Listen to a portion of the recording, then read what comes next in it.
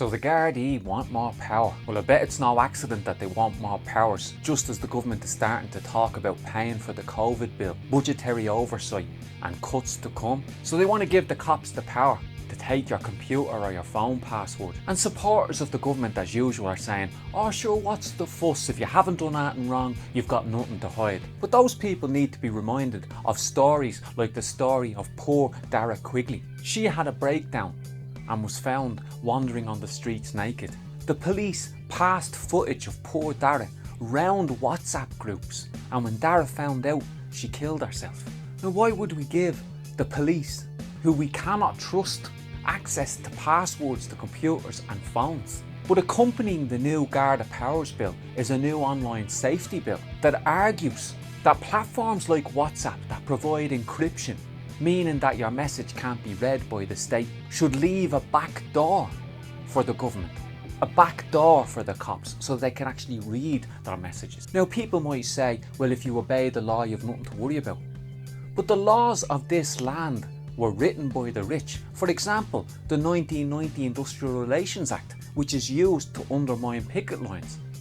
Let's say you want to organise a mass picket that defies that law, and you're in the right to do so. For example, with the Debenhams workers, where they're fighting for the redundancy payments that they're due.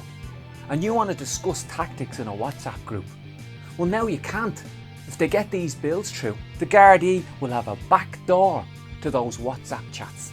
This is a huge infringement of our civil liberties and our ability to organise against a government that oppresses us. The new Garda Powers bill has a 5-year jail sentence for people who don't hand over their password. If the Gardaí get a warrant to search a home, they can ask for the password of any computer or phone in that house. The state wants access to everything we do or say on social media, and we cannot trust them with that information. Now, Fine Gael say that this bill is to tackle subversives, but everyone should be subversive of a system that treats housing as a commodity and deprives its citizens of the right to a home. And Fine Gael say that they're the party of law and order, and that's why they're bringing in this bill.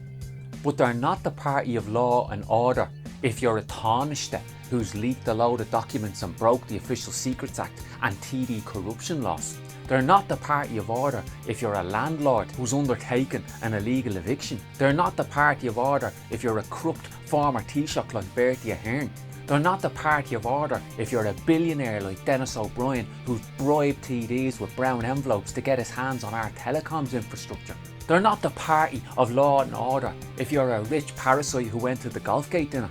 They're not the party of law and order if you're a cop from Store Street Station implicated in the beating of Terence Wheelock into a coma and denying the family truth and justice.